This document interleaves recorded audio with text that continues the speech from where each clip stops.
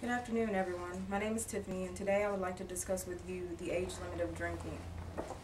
I would like to start off by asking a few questions. How many of you drink, to include those of you who drink socially? Now, how many of you have been drinking since you were 21, or even age 18 or younger? Even if it was just once or one sip. As I recall, my first time drinking was when I was 13. The availability was simple. My mom always kept a few wine coolers in the fridge. Whether or not I made up lies about it, I had some. I was her little angel. I would never drink alcohol, especially at that age. Many underage teens consume alcoholic beverages every day with no regards for the age limit.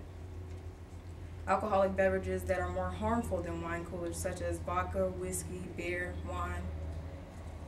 I chose to research this topic because it is becoming more and more prevalent among legislators. Not to mention, drinking continues to be widespread among adolescents, which has become a public issue. Though age seems to be a major concern in the topic of drinking, I believe there are more important issues that need to be of more concern and addressed. Because there is no set age for underage drinking, how would changing the legal drinking age be beneficial? It wouldn't be, my point exactly. About 2/5, or 41% of students have consumed alcohol more than a few sips by the 8th grade, according to the Monitoring the Future survey in 2005. In 2006, the National Survey on Drug Use and Health reported that 28% of youth aged 12 to 20 years drank alcohol, and 19% reported binge drinking. According to the Monitoring the Future survey in 2007, 39% of 8th graders had tried alcohol, 16% of which drank the previous month. And 72% of 12th graders had tried alcohol, 44% of which drank during the previous month. As you can see, it's obvious that there is no certain age for drinking, so changing the drinking age limit to 18 would be irrelevant. A more rational approach would be to look at why most underage individuals drink.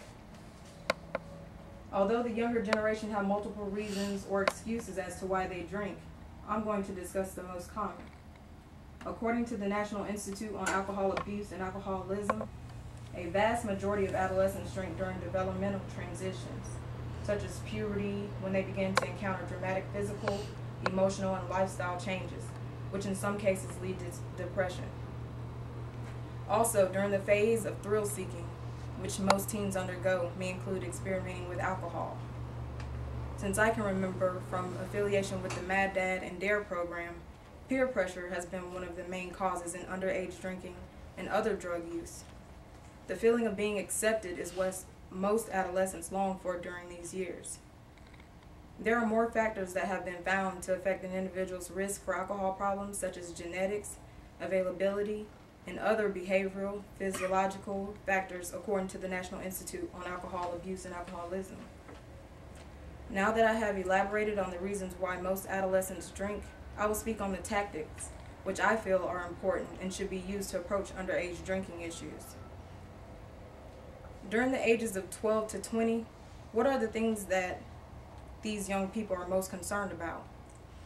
The ability to live life to the fullest, how they look physically, meaning attractiveness, how others view them, levels of popularity, and in rare cases, their future. Well, when drinking, it is almost guaranteed that their future will be affected negatively. As far as their looks, it is a known fact that individuals who drink on a regular basis tend to look older faster. Just think of the alcoholics that surround you. In regards to their future, if drinking is continued throughout adolescence, there may be no future. Because drinking alcohol during those years, which is the period of rapid growth and development, disturbs the critical hormonal balance necessary for normal development. Subtle changes in the brain have been found to have a significant impact on long-term thinking and memory skills, according to Article 67 by the National Institute on Alcohol Abuse and Alcoholism. So there goes that dream of going to, Harvard, Stanford, or Yale. Not to mention, alcohol affects the impairment of minors more so than adults. In 2005, according to Substance Abuse and Mental Health Services, there were more than 145,000 emergency room visits by youth aged 12 to 20 years for injuries and other conditions linked to alcohol. Also, in 2005, the National Highway Traffic Safety Administration reported 7,640 people ages 15 to 20 died in alcohol-related fatalities on U.S. roads. This is what living life to the fullest at such a young age can cause. Instead of treating alcohol as if it's a drug, using it as a scare tactic to encourage abstinence, we need to recognize that it is not the alcohol itself, but the amount consumed that is the problem.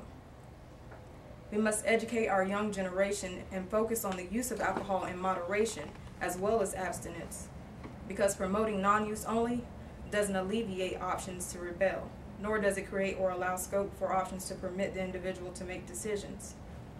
Our youth are important, and to allow them the responsibility to drink or not to drink is just one way or attempt to resolving the issue.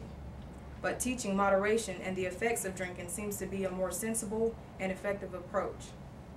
Now that you have been given the facts and statistics as well as other means of resolving the widespread issue of underage drinking, it should be evident that the only difference changing the legal drinking age to 18 would make is it would improve the statistics, because surveyors would no longer have to include ages 18, 19, and 20 in their stats on alcohol use, alcohol-related accidents, etc. So ask yourself this: would changing the legal drinking age to age 18 be beneficial or not? Or would it even make a difference? And remember, it's your decision that counts. Thank you.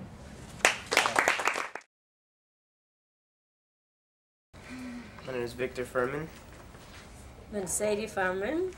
Aria Potter. Juan Gaviret. Healthy Potter. James Spider. Victor Furman. Nicole Barbieri. Richard Carver. Tiffany Bird. T. Cal Harrison. Stephanie Keith.